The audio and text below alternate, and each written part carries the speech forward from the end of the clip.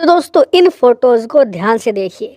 ऐसी फोटो पिछले 5 सालों में खूब निकलकर सामने आई है चीन और भूटान के अधिकारियों के मिलने की, लेकिन असली हद तो तब हुई जब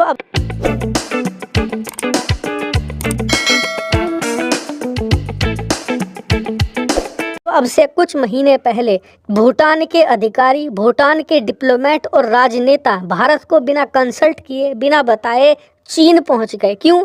क्योंकि बॉर्डर डिस्प्यूट को ये हल करना चाहते थे चीन के साथ बातचीत करके। दरअसल भूटान और चीन के बीच में कई सारे बॉर्डर डिस्प्यूट है, जिसमें डोकलाम भी एक है। स्क्रीन पर आप देखिए, जहां ये रेड मार्क हो रखा है ना भूटान और चीन की सीमा पर, ये सारे डिस्प्यूटेड लैंड है। चाइना इन्हें क्लेम करता है, लेकिन असल में ये भूटान की जमीन है। और इसीलिए अब से कुछ महीने पहले भूटान के प्रधानमंत्री और वहां की सरकार को ये लगा कि क्यों ना भारत को एक साइड करके चीन के साथ बातचीत करी जाए डायरेक्ट तौर पर, और चीन के साथ इन सभी विवादों को सुलझा लिया जाए। वहीं भारत के लिए शॉकिंग ये था कि जिस डोकलाम को 2016 में बचाने के लिए भारतीय सैनिक अड़ गए थे, चीन से भिड़ गए थे और अपनी जान पर खेलकर हमने डोकलाम बचाया था भूटान के लिए, वही डोकलाम पर भूटान ने एक बार भी नहीं सोचा और भारत से बिना पूछे वो चीन से समझौता करने चला गया, वो भी चीन की राजधानी बीजिंग में। जबकि चीन और भूटान के बीच में कोई डिप्लोमेटिक रिलेशन भी नहीं है,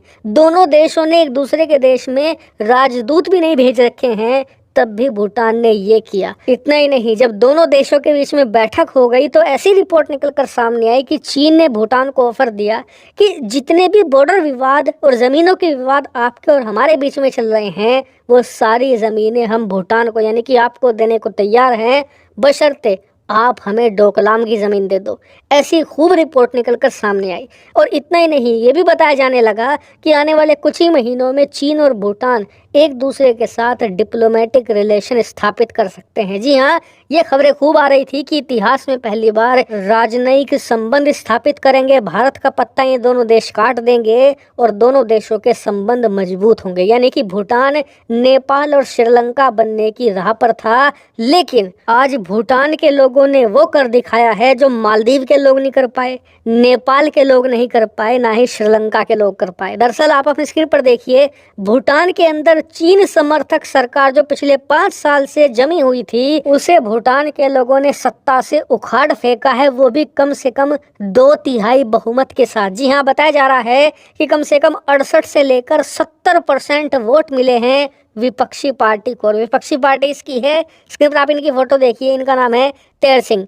आप इन्हें खूब जानते होंगे। दरअसल अब से 5 साल पहले भूटान में इन्हीं की सरकार हुआ करती थी, यानी कि ये पूर्व प्रधानमंत्री है भूटान के और एक बार फिर से प्रधानमंत्री बनने जा रहे हैं। और ये कट्टर भारत समर्थक है, यहाँ तक कि प्रधानमंत्री का चुनाव जीतने के बाद सबसे पहला बयान ही इन्होंने ये दे दिया कि हम भारत के साथ ऐसे मजबूत संबंध स्थापित कर देंगे जिनकी जड़ें कोई हिला नहीं पाएगा। वहीं आपका सवाल होगा कि जो वर्तमान सरकार थी, जो चीन के बहुत क्लोज थी, लोगों ने उसके खिलाफ इतना जमकर वोट क्यों डाला कि 70% उनके खिलाफ चले गए। तो देखिए, इसमें कोई रॉकेट साइंस नहीं है। भूटान के लोगों ने देखा कि 5 सालों में कैसे उनकी सरकार चीन के करीब जा रही है, वही चीन जो उनकी जमीनें धीरे धीरे करके छीन रहा है। यहाँ तक कि आप जानकर हैरान होंगे कि अब से कुछ दिन पहले रिपोर्ट आई है कि भूटान के जो राजा है ना, उनका जो गांव है, जो पुश्तैनी गांव है, उसकी भी जमीनें चीनी सेना ने हथिया ली है।